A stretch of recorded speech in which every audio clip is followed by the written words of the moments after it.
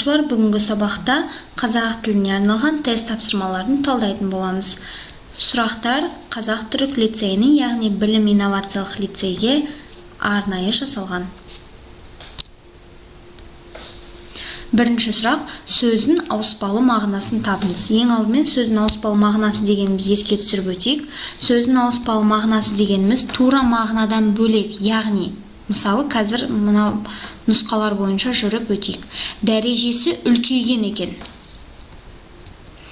Яғни дәреже, ол білеміз орысшасы звание, дәрежесі үлкейген екен. Яғни үлкею тура мағынасында бір нәрсені өте үлкен болуы. Дәреже үлкейген деген сөз, яғни ауыспалы мағынада. Қалдырайық. Олар үйін үлкейтіп салуда. Үлкен үй бола алады.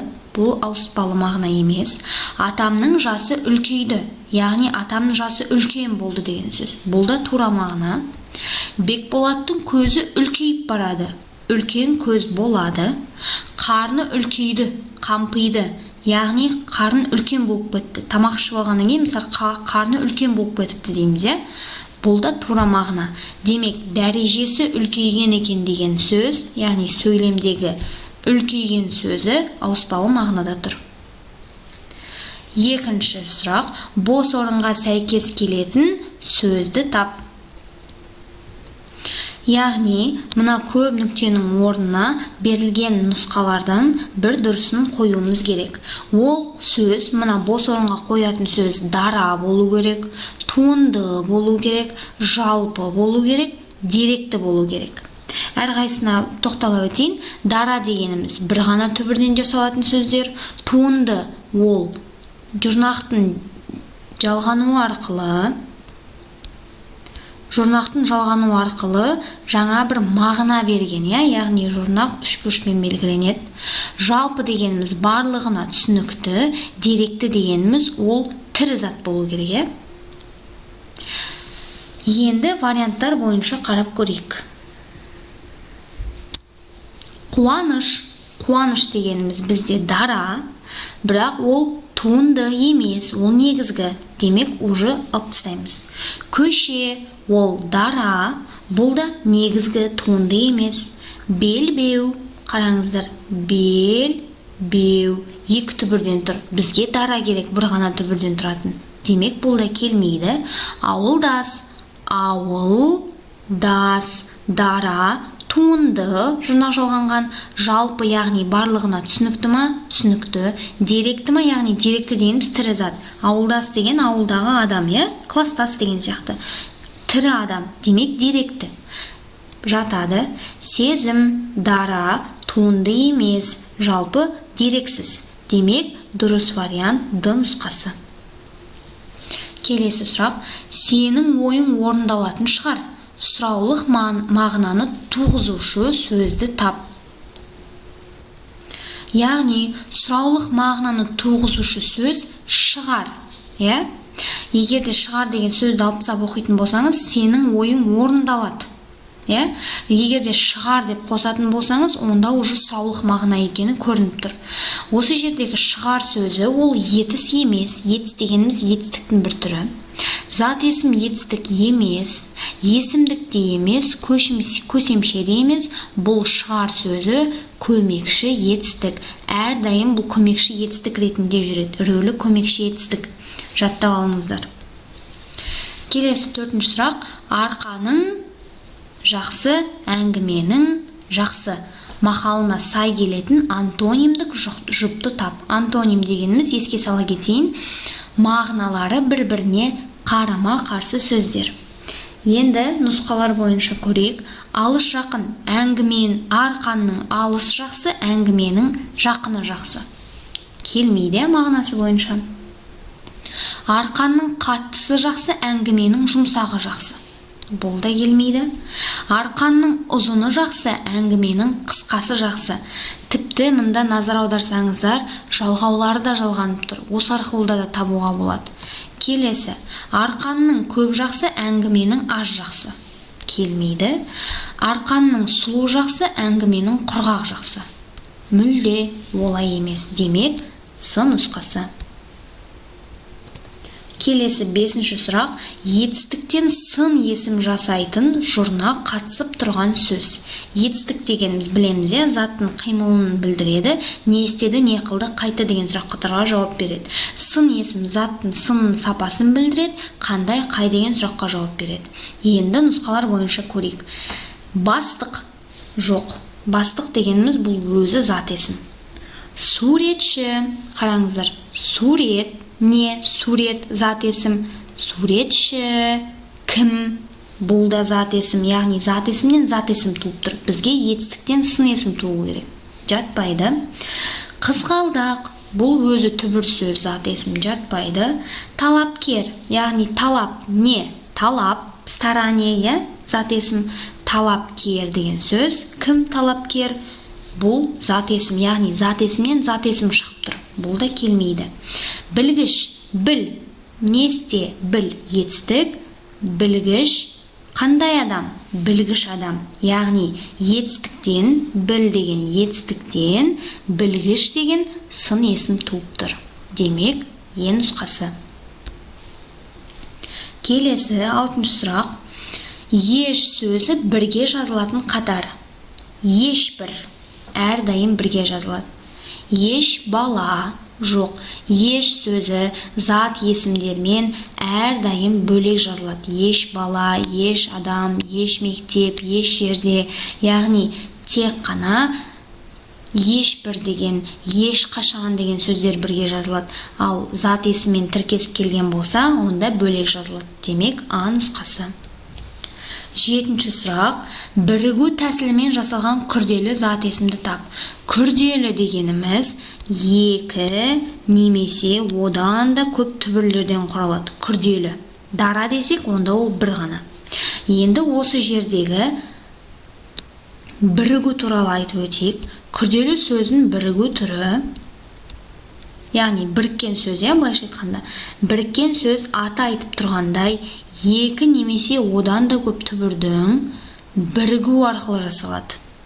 Мысалы, тас, бақа. Яғни тас деген сөз, бақа деген сөз.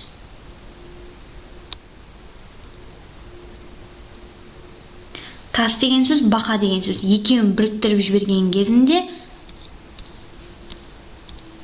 тас, бақа.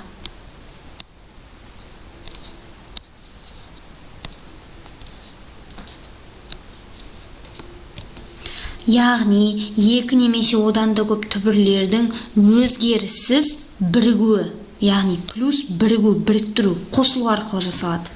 Енді бірігу арқылы, яғни бірігу арқылы жасалған біріккен сөзді табу керекпіз. Арқаның кербез сұлу көкше тауы. Бұл жерде көкше тау деген сөзге назар аударсақ, көкше тау.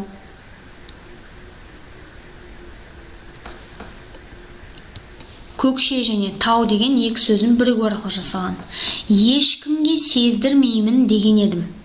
Яғни бұл жерде ешкім деген сөзді сіздер бірігу арқылы деп жасалды деп ойлап қалуларыңыз мүмкін. Яғни ешкім деп. Жоқ, ешкім деген сөз, ол ешкім деген сөздің өзі түбір күйінде қолданылады.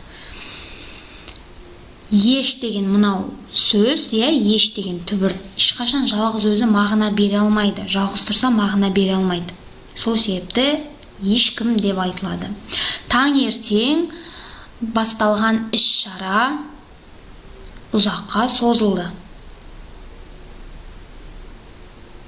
Таңертең басталған іс-шара ұзаққа созылды. Мұнда біріккен сөз жоқ. Бұл отырған жұрт тегінен тегі жиналған жоқ. Мұнда да жоқ. Бір талай жер жүріп барып, артынан жалт бұрылды. Мұнда да жоқ. Демек, А нұсқасы. Келесі сұрақ. Көп нүктенің орнына қай септіктің жалғауы сәйкес келеді?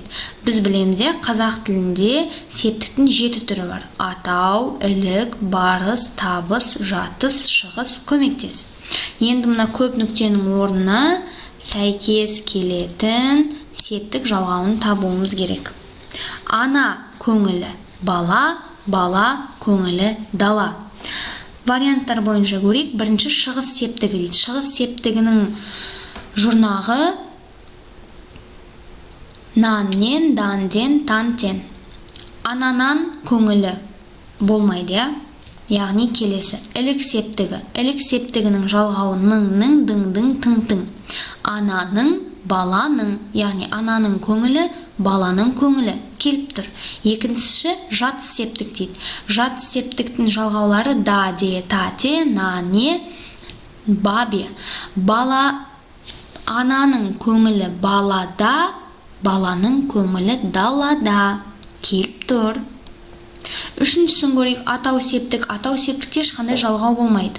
Ана көңілі, бала көңілі. Ілік септік ның, дың, тың.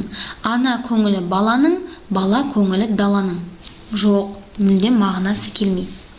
Ілік септік дейді. Ананың көңілі, баланың көңілі келіп тұр. Көмектес септік мен, бем, пен. Ананың көңілі баламен, баланың көңілі даламен. Жоқ, яғни аяқталмай қалды. Жат септігі. Жат септігінің жалғауы да, де, та, те, на, не. Анада көңілі, балада көңілі. Бар септік ға, ге, қа, ке, на, не. Анада көңілі балаға, балада көңілі далаға. Жоқ, мүлде мағына жоқ. Яғни ілік септігі мен жат септігі. Ананың көңілі балада, баланың көңілі далада. В нұсқасы. Келесі 9-шы сұрақ. Берілген сөйлемнен сан есімнен жасалған баяндауышты тап. Баяндауыш дегеніміз бұл етістік. Сан есім дегеніміз заттың санын, көлемін, өлшемін білдіреді. Қанша, неше, нешінші, қаншалықты деген сұрақтарға жауап береді. Келесі. Асық ойынында кімнің сақасы алшысынан түссе, сол бірінші атады. Яғни сөйлемде сан есім етістік болып тұру керек. Баяндауыш деген етістік болып тұру керек. Мына жерде етістік атады деп тұр. Бұл сан есім емес, демек бұл вариант болмайды. Біріңді қазақ, бірің дос, көрмесең істің бәрі бос. Мына жерде сөйлем соңында тұрған сөз етістік болып саналады. Демек дос, бос деген сөздер етістік рөлін атқарып тұр. Бұлар сан есім емес.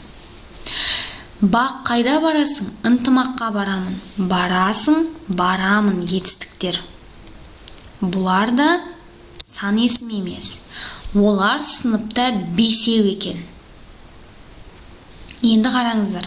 Бесеу екен дегеніміз күрделі етістік болады. Себебі мына екен деген сөз өзі жалғыз қолданылмайды.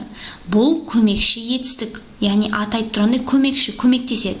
Мынау сан есімге көмекші етістік болып көмектесіп тұр. Сол себепті мынау сан есімде етістік болып кетеді.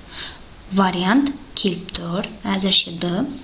Ел билеу үшін алдымен елді ауызбірлікке, ынтымаққа шақыра біл. Не істе? Біл. Бұл да сан есім емес. Демек д нұсқасы. Келесі. Қате жазылған күрделі сөзді анықта. Еш нәрсе. Яғни нәрсе деген зат есім. Мен айттым еш деген сөз зат есіммен бөлек жазылады. Бұл яғни дұрыс жазылған. Келесі. Әлде қашан.